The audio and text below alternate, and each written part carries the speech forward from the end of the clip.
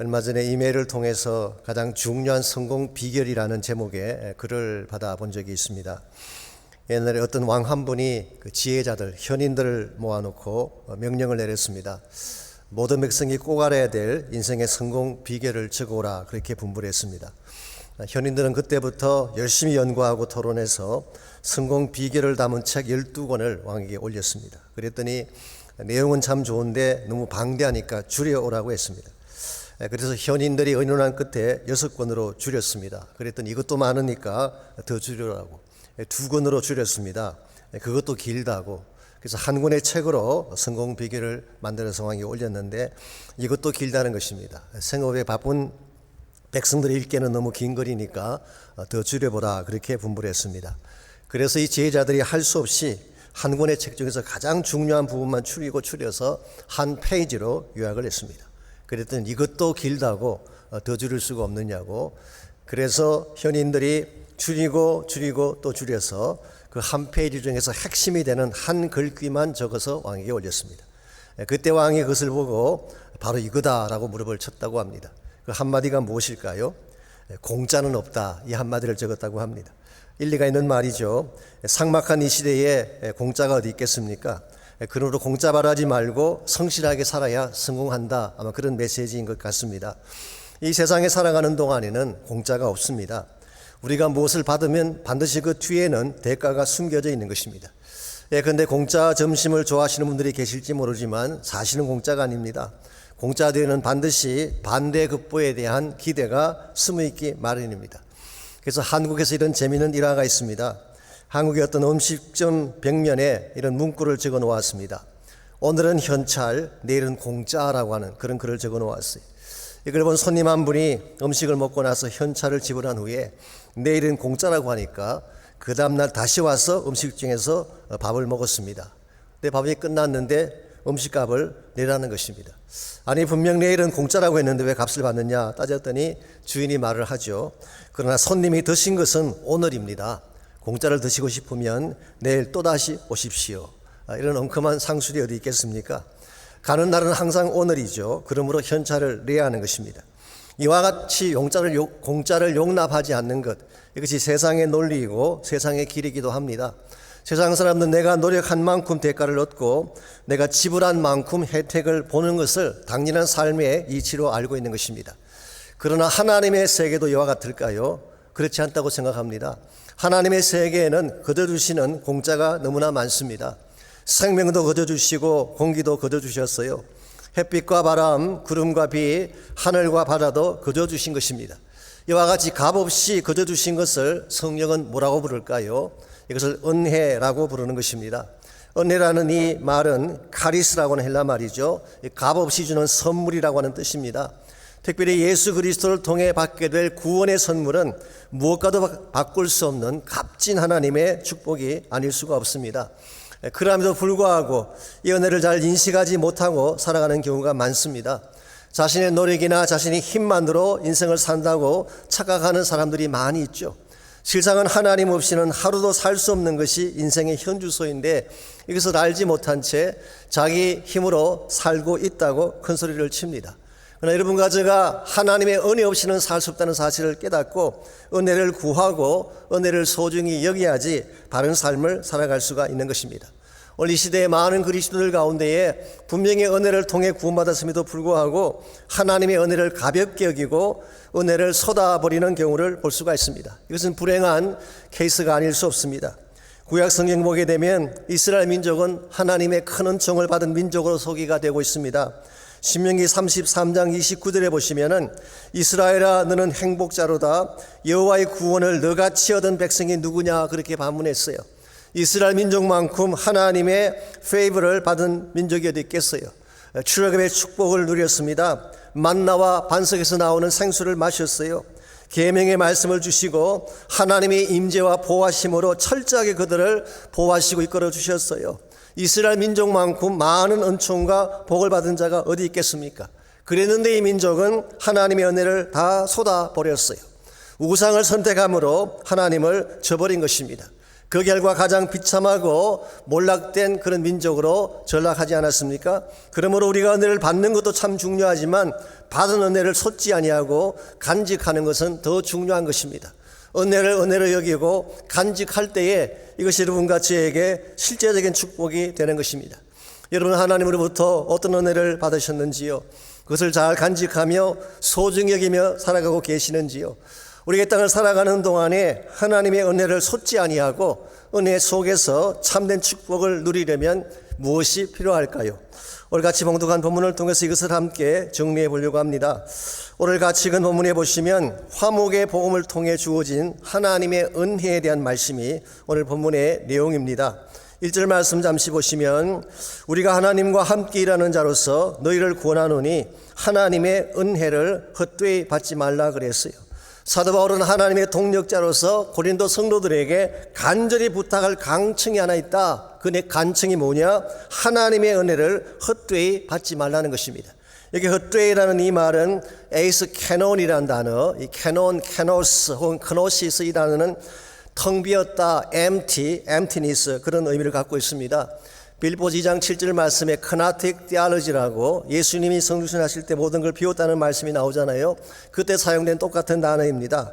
그래서 캐노스라는 이 단어는 empty, 텅 비었다, worthless, 가치가 없다, 낭비한다 그런 뜻입니다. 그러므로 은혜를 헛되이 받지 말라 이 말을 직역하게 되면 받은 은혜를 낭비하지 말고 쏟아버리지 말라 그런 뜻이에요. 자, 사도 바울이 왜 고린도 교회를 향해서 이런 권고를 하고 있는 것일까요? 고린도 교회가 은혜를 가볍게 여기고 쏟아버렸기 때문에 그런 것입니다. 많은 은혜를 주셨는데 은혜에 합당한 삶을 살지 못했기 때문에 더 이상 은혜를 소홀히 다루지 말라 그렇게 권면하고 있는 것입니다. 사실 고린도 교회만큼 하나님의 은혜를 많이 받은 교회가 어디 있겠어요? 고린도전서 1장 4절에서 9절을 보시게 되면 하나님께서 그들에게 베푸셨던 은혜들이 쭉 나열되어 있습니다.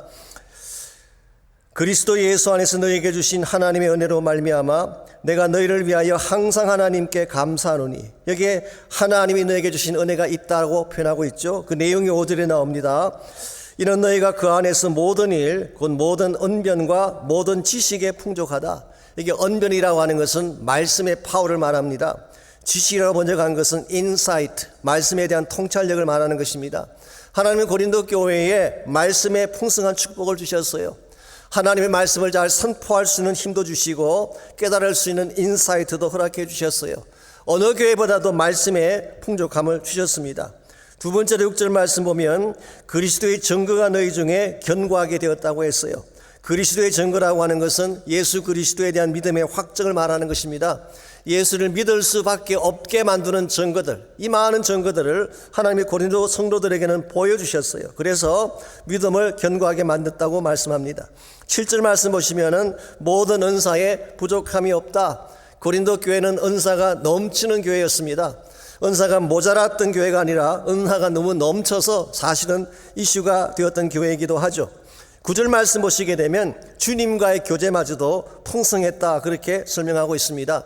이와 같이 하나님으로부터 많은 은혜를 받았으면 모든 면에서 성숙하고 거룩한 삶을 추구해야 되는데 실제 고린도 교회의 모습은 어땠습니까? 정반대였음을 성경은 밝히고 있습니다. 싸우고 분열하고 음행과 부도덕한 일을 행하면서 세상 사람들의 조롱거리가 됐습니다. 더구나 바울을 배척하지 않습니까? 바울이 전거했던 십자가의 복음을 배척하고 하나님의 은혜를 저버리는 일을 마음껏 한 교회가 고린도 교회였어요. 왜 고린도 교회가 많은 은혜를 받았음에도 불구하고 은혜를 간직하지 않은 채 이렇게 쏟아버리게 된 것일까요? 일반적으로 은혜를 쏟는 데는 두 가지 이유가 있습니다. 첫 번째 이유는 은혜의 가치를 모를 때 쏟는 것입니다. 아무리 귀한 것도 그 가치를 모르면 함부로 다루게 돼 있죠. 하나님이 값없이 주셨다고 해서 값싼 것이 아닌데 그들은 은혜를 사구려 취급한 것입니다. 두 번째 이유는 그들 마음의 그릇이 깨어져 있었기 때문입니다. 그릇에 구멍이 나 있으면 물을 담을 수 없지 않겠습니까? 은혜도 마찬가지입니다. 마음의 그릇이 깨어져 있으면 아무리 은혜를 담아도 다 솟고 마는 것입니다.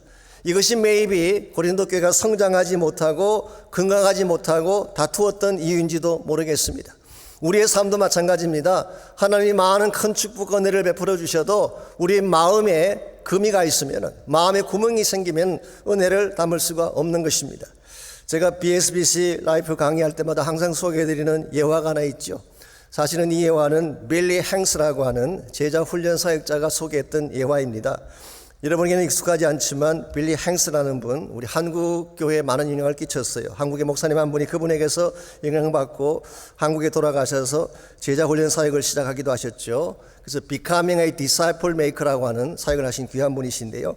이분이 그치한 삶에 대해 설명하면서 이런 비유를 이야기하셨어요. 목이 몹시 마른 농부 한 분이 우물가로 가서 두레박을 던져서 물을 길러 올렸습니다. 처음에 물을 길어 올릴 때는 분명히 두레박에 물이 가득 담겨 있었는데 다 올려놓고 보니까 두레박에 물이 거의 남아있지 않았어요. 이유가 뭘까요? 이유는 간단합니다. 두레박에 구멍이 나 있었기 때문이죠.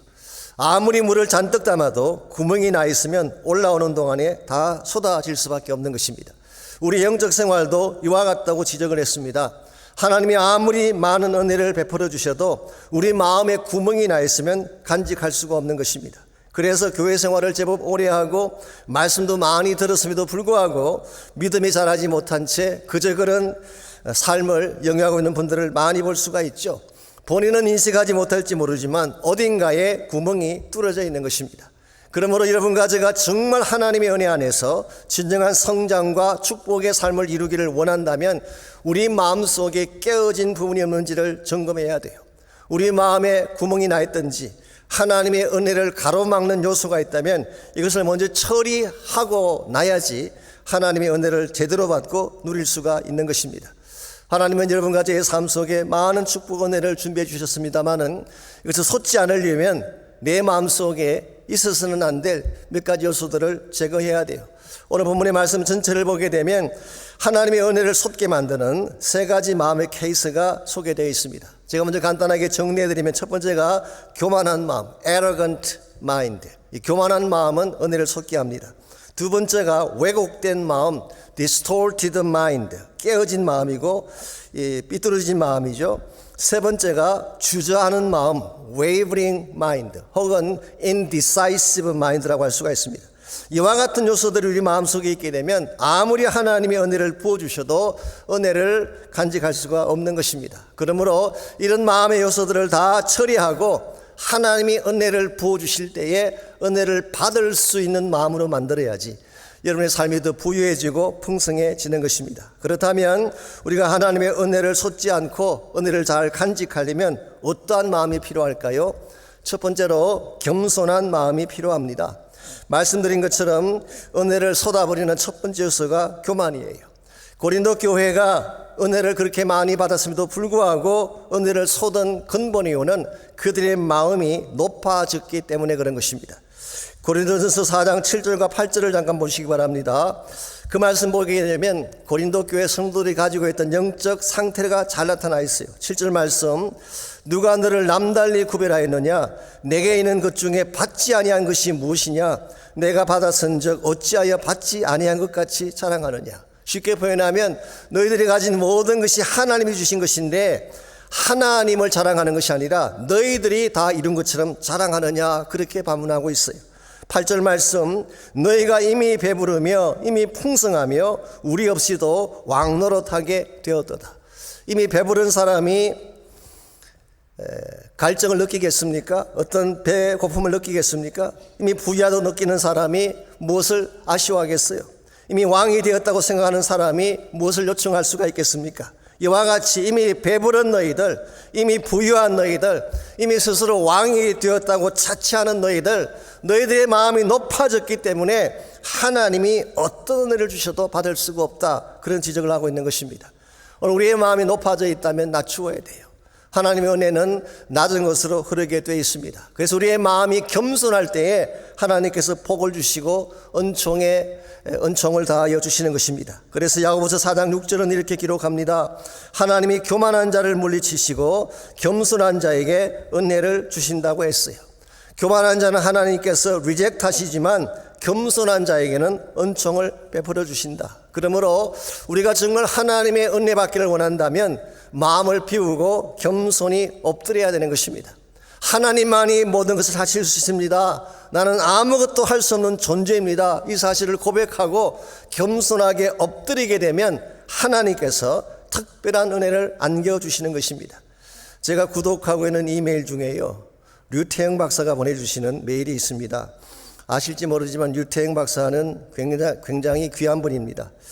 전라북도 임실군의 작은 마을에서 태어나셔서 굶주림과 가난 속에서 초등학교도 겨우 졸업하신 분이에요. 정말 가난한 모섬 집안의 출신입니다.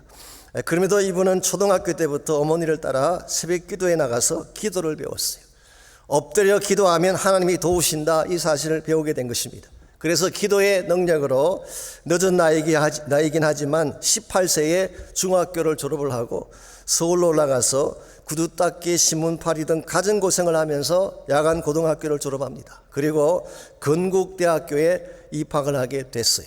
근데 이분의 마음속에 한 가지 꿈이 있는데요, 그 꿈은 한국의 농촌을 깨우고 가난을 떠나가게 하자는 꿈이 그에게 있었습니다. 그래서 그 당시 살펴보니까 전 세계 국가들 가운데 농업 선진 국가가 덴마크라는 사실을 알고 덴마크로 유학을 갈 생각을 하게 됐습니다. 근데 돈도 없지, 백도 없지, 갈 수 있는 길이 없어요. 그래서 이분이 할 수 있는 게 한 가지밖에 없는데 엎드려서 기도하는 것입니다. 근데 기도하는 중에 하나님이 그런 마음을 주셨대요. 너가 만일 덴마크로 가기를 원한다면 덴마크에서 제일 높은 사람과 컨택을 해라. 제일 높은 사람이 덴마크 국왕 아니겠습니까? 그 사람에게 편지를 보내면 그 사람이 너를 돕지 않겠느냐. 사실 그 당시는 아직 국교가 형성이 안 돼서 대사관도 없고 요즘같이 인터넷도 있던 시대가 아닙니다. 그런데 어떻게 그 왕의 주소를 알고 어떻게 편지를 보내겠어요? 그래도 불구하고 이분은 하나님이 함께 하시면 가능하다, 그렇게 확신하고 일단 도서관으로 가서 국왕의 이름을 찾았어요. 그랬더니 프레드릭 구세라고 되어 있습니다. 이게 전부예요. 이 프레드릭 구세라는 이름 하나만 알고 다른 건 아무것도 알 수 있는 것이 없었어요. 그래도 이 사람은 믿음으로 자기의 생각을 편지에 다 적은 후에 봉투에다가 왕의 이름을 적고, 왕이 아무래도 수도에 살고 있지 않겠습니까? 그래서 코펜하겐이라고 적고 덴마크라고 적은 후에 우체통에 집어넣었어요. 우리 시로 표현하자면은 김서방이라고 적고 서울, 한국 그렇게 적은 케이스와 똑같은 것입니다. 이 편지가 국왕에게 들어갈 수가 있겠어요? 또 들어간다고 한들 국왕이 이런 편지를 보기나 하겠습니까? 그랬는데 놀랍게도 20여일 지난 뒤에 답신이 왔어요. 국왕이 직접 보낸 답신이에요. 당신이 이곳에 와서 공부하는 동안에 전액으로 장학금을 주겠고 비행기 티켓까지 다 마련해 주겠다. 심지어 오는 도중에 일본에 하루 묵는 호텔비까지 다 대주겠다라고 하는 그런 답신이 왔어요. Can you believe it? 이 가능한 일입니까? 정말 이분은 이와 같은 기적으로 돈 한 푼 안 들이고 덴마크 유학을 하고 나중에 히브리 대학에서 또 공부를 하신 후에 한국으로 돌아왔습니다. 돌아왔더니 청와대에서 초청이 왔어요. 그 당시 한국 청와대에서 추진하고 싶었던 큰 프로젝트가 있는데 그 프로젝트가 새마을 운동이었습니다. 그래서 한국의 새마을 운동의 기초를 닦고 그것을 세운 분이 바로 류태영 박사예요. 후에 이분이 건국대학교의 부총장까지 역임을 하시고 농촌 청소년 미래재단을 설립하셔서 농촌에 있는 학생들에게 장학금 주는 사역을 했고 지금까지도 그것이 계속되고 있습니다. 여러분, 이와 같은 일을 누가 한 것일까요? 하나님이 하신 것입니다. 하나님이 하신 이와 같은 일을 우리는 은혜라고 부르는 것입니다. 있을 수가 없는 일인데, 나의 힘으로는 절대로 할 수가 없는 일인데 하나님이 공짜로 해주신 것, 이게 은혜예요, 은혜. 이와 같은 은혜가 누구에게 임한다고요? 겸손하게 하나님만 바라보며 기도하는 사람에게 임하는 것입니다. 그러므로 사랑하는 성도 여러분, 환경을 탓하지 마십시오. 인맥이니 학연이니 출신 탓하지 말고 하나님의 은혜를 꼭 붙잡으시기를 바랍니다. 겸손하게 부르짖게 되면 하나님의 길도 여시고 기적 같은 축복도 안겨주시는 것입니다. 이런 의미에서 우리가 하나님의 은혜를 마음에 간직하는 첫 번째 비결은 겸손한 마음을 갖는 것입니다. 두 번째 비결이 순전한 마음입니다. 우리가 은혜를 받고 솟지 않으려면 순전한 마음이 필요합니다. 은혜를 솟게 만드는 두 번째 요소가 사실은 삐뚤어진 마음이죠. 왜곡된 마음. 이와 같은 마음에는 은혜가 임할 수가 없습니다. 예수님 비유 가운데에 씨 뿌리는 비유에 보게 되면 가시나무 떨기에 떨어진 씨앗이라는 비유가 있죠. 이 가시나무 떨기라고 하는 것은 엉겅귀 같은 마음을 말하는 것입니다. 마음이 엉켜 있어요. 마음이 복잡합니다. 가시를 찌르는 것들이 많이 들어있어요. 이와 같은 마음밭에는 어떤 말씀을 던져주어도 말씀이 뿌리를 내리고 씨앗이 열매를 맺을 수 없다. 그게 주님의 말씀이었어요. 우리의 마음이 순전해야지 은혜가 임하는 것입니다. 마음이 복잡하고 마음에 가시가 있으면 절대로 은혜가 찾아오지 않는 것입니다. 이런 측면에서 2절 말씀을 잠깐 보겠습니다. 유대인들의 마음이 얼마나 삐뚤어져 있었는지를 보여주는 좋은 예 하나가 2절에 암시적으로 나와 있습니다. 2절 이르시되 내가 은혜 베풀 때에 너에게 듣고 구원의 날에 너를 도왔다 하셨으니. 자, 여기에 인용된 이 말씀은 구약 성경 이사야 49장 8절을 인용한 것입니다. 이사야 49장 8절 원문 전체를 보면 이렇게 기록이 되어 있습니다. 여호와께서 이같이 이르시되 은혜의 때에 내가 내게 응답하였고 구원의 날에 내가 너를 도왔도다. 내가 장차 너를 보호하여 너를 백성의 언약으로 삼으며 나라를 일으켜 그들에게 그 황무하였던 땅을 기업으로 상속하게 하리라. 여기 너라는 단어가 계속 나오죠. 이 너가 누구를 지칭하는 것일까요? 학자들마다 여러 가지 의견이 있습니다. 어떤 분은 이 너가 이사야를 말하는 것이다, 그렇게 해석하기도 해요. 이사야가 이스라엘 회복을 위해 많은 역할을 해왔기 때문에 그렇게 볼 수도 있겠죠. 어떤 분은 고레스다, 그렇게 해석하기도 합니다. 이사야 45장 1절에 보면 고레스를 통해 유대인 해방을 약속하지 않았습니까? 그리고 실제로 고레스 칙령으로 유대인들이 바벨론에서 귀환했기 때문에 고레스가 일어날 것이다, 그렇게 본 것입니다. 심지어 어떤 사람들은 여기 나오는 너가 이스라엘을 지칭한다, 그렇게 해석하기도 합니다. 특별히 유대인들은 지금까지도 그렇게 해석을 하고 있어요.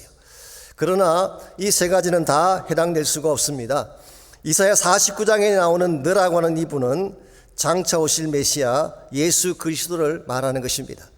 이사야 42장부터 53장까지를 보시면은 여호와의 종의 노래라고 하는 것이 4개 나옵니다. 소위 말해서 장차 오실 여호와의 종을 노래하는 Songs of the Servant, 여호와의 종의 노래라는 것이 4번 나오는데요.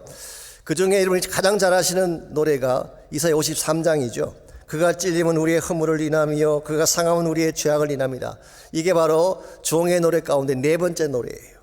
오늘 본문에 소개된 49장은 그 중에 2번째 노래를 적고 있습니다. 그러므로 이것은 두말할 필요 없이 장차 오실 예수 그리스도에 대한 예언으로 보는 것이 옳습니다.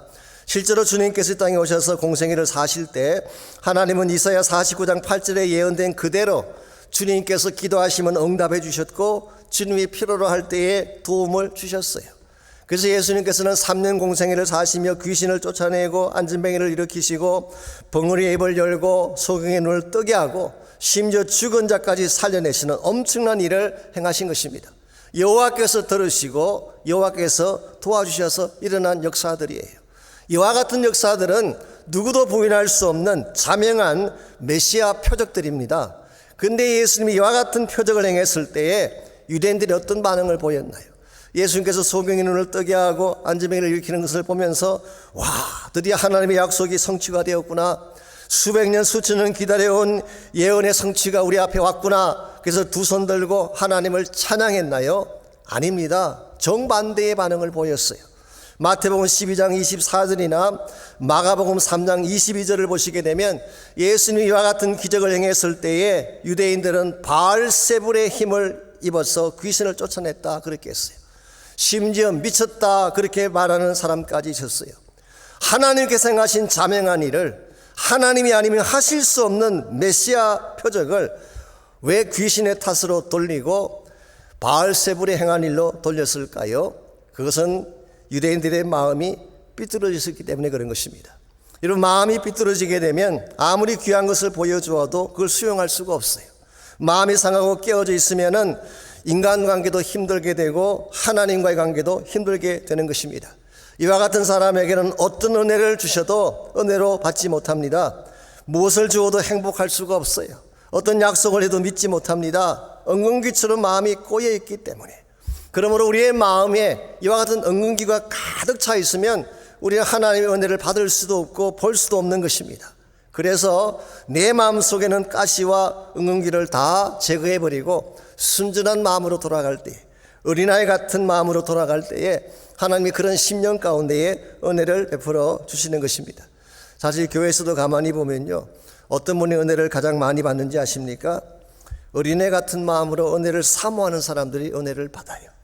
뒷짐지고 앉아서 방법선을 제대로 하나 그러고 심사위원같이 평가하는 분들은 절대 못 받아요. 본인도 높으신데 무슨 말씀에 도전을 받을 수가 있겠어요. 근데 가끔 보기에는 어떤 분들은 무슨 말을 하든 아멘할 자세로 받는 분이 계세요. 심지어는 말하기 전에 먼저 아멘 해버려서 당황할 정도로 막 기다리는 분들이 계세요. 이런 분들의 마음에 하나님이 은혜를 주시는 것입니다. 이런 분들의 마음 속에는 무엇을 심어주어도 다 속속들이 들어가게 돼 있고 그것이 열매를 맺게 돼 있는 것입니다. 사실 오늘날 우리의 행복을 빼앗아가는 것이요, 외부의 공격이나 불행한 사건 때문이 아닙니다. 내 마음 속에 어두운 것이 덮여 있으면 무엇을 해도 행복할 수가 없고 우울해지고 어두워지게 되는 것입니다. 미국의 대부흥사였던 D.L. 무디 선생이 오래전에 이와 같은 꿈 이야기를 한 적이 있습니다. 한 번은 꿈을 꾸는데 금은 보자기를 뒤집어쓴 괴한이 나타나서 자신이 하는 일을 사사건건 방해를 했습니다. 기도를 하려고 하면 입을 벌리지 못하게 틀어막고, 말씀을 보려고 하면 눈을 막아서 보지 못하게 하고, 누구를 도와주려고 하면 손을 묶어서 그 일을 못하게 했어요. 한 번은 자기 부인에게 사랑한다고 말하려고 하는데 그 괴한이 말을 가로채서 저주를 퍼붓게 했어요. 너무나 화가 난 D.L. 무디가 너 도대체 누구냐? 그리고 금은 보자기를 벗겨보았더니 놀랍게도 그것이 바로 자기 자신이었다고 합니다. 우리 인생의 가장 큰 복병이 누군지 아십니까? 나 자신이에요. 내 안에 있는 왜곡된 마음, 내 안에 있는 편견과 욕망의 마음, 내 마음속에는 선뿌리가 나의 인생을 불행하게 만드는 것입니다. 그러므로 우리 마음속에는 이 모든 것들을 다 제거하고 마음속에는 엉겅기와 가시돋친 마음들을 다 처리하고 순전한 믿음으로 주 앞에 나아갈 때에 하나님이 은혜를 베풀어 주시고 기적도 보여주시는 것입니다. 이전 여러분 마음 가운데 혹시라도 엉겅기 같은 마음이나 가시 같은 마음이 있다면 십자가 앞에 가지고 나가시기 바랍니다. 그걸 다 십자가 은혜 앞에 내려놓고 처리한 후에 퓨어한 마음으로 순전한 믿음으로 주를 바라보게 되면 하나님이 행하시는 일을 보게 돼요. 하나님의 큰 능력과 역사를 여러분의 소유로 삼게 되는 것입니다. 이와 같이 우리가 하나님의 은혜를 받고 은혜를 간직하려면 1차적으로는 마음이 낮아야 돼요. 이 교만한 마음을 버리고 마음을 낮출 때에 은혜가 주어지는 것입니다. 두 번째는 왜곡된 마음을 청산하고 순전한 마음으로 주를 바라볼 때에, 어린애 같은 마음으로 주를 바라보게 되면 하나님은 은혜를 준비하셨다가 우리에게 안겨주시는 것입니다. 이와 같은 두 가지 사실 외에 또 한 가지가 더 필요한데요, 그것은 결단하는 마음입니다. 하나님의 은혜가 정말 내 앞에 와 있다면, 중요한 것이 내 앞에 와 있다면 결단을 해야지 그것이 나의 소유가 되는 것입니다. 그래서 사실 오늘 많은 분들이 은혜를 받는 과정에 있어서 한 가지 장애 요소가 있다면 결단하지 못하는 마음, 주저하는 마음, 아까 말씀드린 indecisive mindset, 왔다 갔다 하는 마음이죠. 갈까 말까 할까 말까. 이것은 절대로 은혜를 받을 수가 없습니다. 그래서 2절 마지막 부분을 보시면은 바울은 이렇게 권면합니다. 보라, 지금은 은혜 받을 만한 때요, 보라, 지금은 구원의 날이로다. Now is the time of God's favor. Now is the day of salvation. 지금이 now라는 단어가 강조가 되고 있습니다. 은혜를 받는 것도 지금이고 구원을 받는 것도 지금이에요. 오스카 쿨만이라는 성경학자는 오늘 본문에 나오는 이 지금을 결단의 때라고 그렇게 표현했어요. Decision time, 결단하는 시간이다, 그렇게 해석을 했습니다. 물론 이것은 종말론적인 차원에서도 그런 해석이 가능하지만 개인적인 차원에도 여러분 인생 가운데 결단의 때가 꼭 필요한 것입니다. 우리 인생길에는 많은 시간들이 지나가죠. 근데 지나가는 시간들을 그냥 두면 흘러가는 세월에 불과한 것입니다. 우리가 70을 살았다 80을 살았다고 하지만요, 세월만 흘려보냈다면 큰 의미가 없어요. 그런데 내가 결단을 하고 그 시간을 붙잡게 되면 그것이 은혜의 기회가 되고 축복의 기회가 되는 것입니다. 사실 우리 인생에서 누리는 대다수의 축복은 결단을 통해 주어지는 것입니다. 예수님 만난 것, 이런 마음의 결단을 할 때 만날 수 있는 거예요. 구원의 축복, 주님을 나의 구원자로 영접하고 디시전 메이킹을 할 때에 예수님이 내 인생의 구원자가 되는 것입니다. 만남의 축복도 결단해야 돼요. 여러분 배우자를 만나고 친구를 만날 때도 결단 없이는 만날 수가 없어요. 사랑하는 데도 결단이 필요합니다. 섬기는 데도 결단이 필요해요. 비전을 성취하는 데도 결단이 필요한 것입니다. 그래서 여러분께서 항상 여러분의 삶 가운데에 어떤 이슈가 나오고 어떤 어젠다가 주어졌을 때에 decision making, 결단을 해야 되는데 우리가 결단해야 될 시기가 언제라고 말씀하고 있나요? 지금이라고 말하고 있습니다. Now is the time of salvation. 지금이 구원받을 만한 때다. 그러므로 여러분이 만일 예수님을 여러분의 구원자로 영접해야 된다면 지금 하셔야 돼요. 미루시면 안 돼요. 내일은 우리의 소유가 아니기 때문에 내일 하리라 라고 하는 것은 잘못된 생각인 것입니다. 사랑도 지금 해야 돼요. 용서도 지금 해야 됩니다. 지금 용서하지 않고 사랑하지 않게 되면 다시는 기회가 오지 않을 수도 있기 때문에 지금 사랑하고 지금 용서해야 돼요. 기도도 지금 해야 되고 선교나 봉사도 지금 해야 되는 것입니다. 그래야 하나님의 은혜를 우리 마음속에 누릴 수 있게 되고 후회하지 않는 인생을 살아갈 수가 있는 것입니다. 그리고 여러분이 한번 결단하셨으면 다시는 되돌아서지 않아야 돼요. 주를 향한 내 마음의 결심, 하나님의 뜻대로 살겠다고 결단했던 나의 마음은 되돌아서면 안 돼요. 끝까지 나아가야지 참된 축복의 열매가 주어지게 되는 것입니다. 1904년도에 영국의 웨일즈 지방에 대부흥 운동이 일어났습니다. 이반 라벌츠라고 하는 탄광촌의 한 가난한 청년과 그의 친구 몇 사람이 함께 모여 회개하는 기도를 시작하는 중에 Bend me, bend me, 나를 꺾어주십시오, 나를 꺾어주십시오, 이걸 외치며 회개하며 기도하는 중에 성령께서 강력하게 임재하시고 이것이 계기가 되어서 영국 전역에 영국 역사상 가장 큰 The Great Revival, 대부흥 운동이 시작이 됐어요. 수십만 명이 주님께로 돌아오고 술집이 문을 닫고 폭력이 멈추고 감옥이 폐쇄되고 온 지역이 복음의 물길로 뒤집히는 그런 일이 벌어졌습니다. 그때에 그 복음 집회에 참석했다가 은혜를 받은 한 청년이 인도 지역으로 건너가서 복음을 전하게 됩니다. 가로 힐즈라고 하는 인도의 동부에 있는 아삼 지역의 작은 마을로 들어갔습니다. 근데 그 마을의 원주민들은 난폭하기로 악명이 높은 그런 트라이브였습니다. 그러나 이 사람은 이들에게도 복음이 필요하다 그렇게 생각을 하고 온 마을을 다니며 복음을 전한 결과 그 마을 전체에서 딱 한 가정이 예수님을 영접하게 됐습니다. 이 사실을 듣게 된 그 마을의 추장이 굉장히 진노를 했어요. 그래서 그 예수를 믿은 그 사람과 가족을 마을 한복판에 세워놓고 그에게 말을 했습니다. Stop following Jesus. 예수 따르는 것을 중단해라. 그랬을 때 그 사람이 이렇게 답을 했습니다. No, I have decided to follow Jesus. I am not turning back. 나는 예수를 따르기로 결심을 했습니다. 다시는 돌아서지 않겠습니다. 이 말을 들은 주장이 화가 난 나머지 그의 아이들을 그가 보는 앞에서 다 죽였어요. 그리고 Stop following Jesus. 그때 그는 또 대답합니다. Do not go with me. 설사 아무도 나와 함께 가주지 않는다고 할지라도 Still I will follow. No turning back. 나는 여전히 예수를 따를 것입니다. 다시는 뒤돌아서지 않을 것입니다. 그러자 이번에는 너무 화가 난 이 주장이 그의 아내를 죽였습니다. Now you will stop following this Jesus. 이제는 이 예수를 따르지 않아야 되지 않겠느냐. 그때 그 사람은 추장의 눈을 똑바로 쳐다보며 대답했습니다.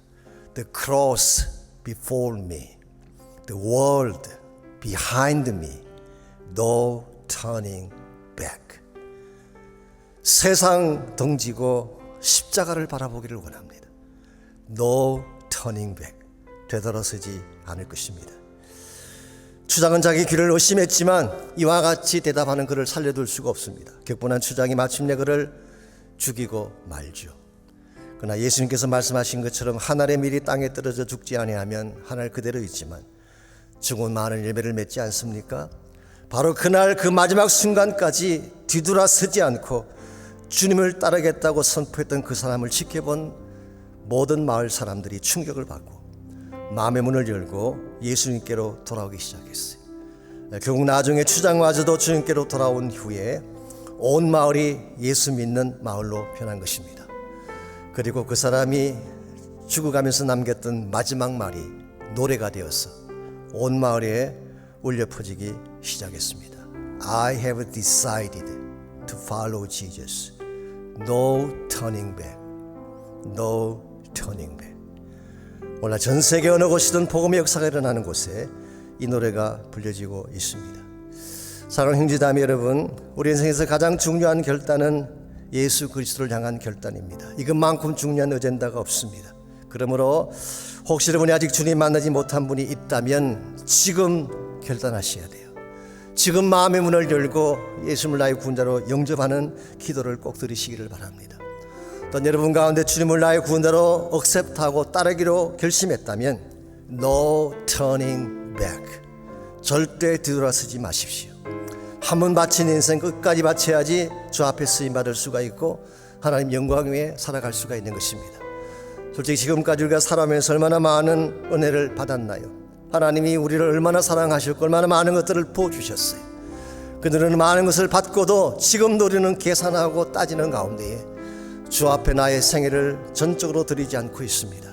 여러분 가운데 만일 지금도 주저하고 있는 분이 있다면, 내 삶을 주님 앞에 커밋하지 못하고 주저하고 계시는 분이 혹시 있다면 이 시간 마음을 결단하고 주님께 여러분의 삶을 올려드리시기를 바랍니다. 주님, 내가 여기 있습니다. 나의 인생은 주님 것입니다. 나의 남은 생애가 주의 나라와 복음을 위해 쓰임받기를 원합니다. 한번 결정한 주를 따르기로 한 결정, No turning back, No turning back. 이 고백과 함께 주님 앞에 나아가셔서 여러분 삶을 의탁하고 주의 은혜를 붙잡는 그런 시간이 있기를 바랍니다. 우리 시간 다 같이 한번 한 목소리로 함께 기도했으면 좋겠습니다. 여러분 가운데 주님을 만나야 될 분 계신다면 마음의 문을 열고 영접 기도를 꼭 하시기를 바랍니다. 혹시 온라인에서 예배 드리시는 분들, 가정이든 오피스든 어디에서 예배를 드리든지 여러분의 마음의 문을 열고 주님을 초청하기를 원하시는 분들은 구원 초청의 기도를 꼭 하시기를 바랍니다. 주님 여러분 만나기 위해 여러분 마음 밖에 와서 녹하고 계세요. 마음의 문을 두드리고 계십니다. 문을 열기만 하면 그에게로 들어가 그로 더불어 먹고 그와 나로 더불어 먹고 마시라고 약속하신 그 하나님께서, 그 주님께서 여러분 인생의 주권자가 되시고 주인이 되실 줄 믿습니다. 또한 여러분 가운데에 주를 위해 삶을 결단하고 하나님 영광 위에 복음 위에 살기를 원하는 분이 혹시 있다면 이 시간 결단의 기도를 드리시기 바랍니다. 나의 인생은 이제부터 주의 것입니다. 주의 나라 위에 달려가기를 원합니다. 하나님과 복음과 그 나라를 위해 나를 드리기를 원하오니 나의 삶을 그렇게 사용해 주십시오. 이런 고백으로 주님 앞에 결단하며 나가면 좋겠습니다. 우리 다 같이 한 목소리로 함께 기도합니다.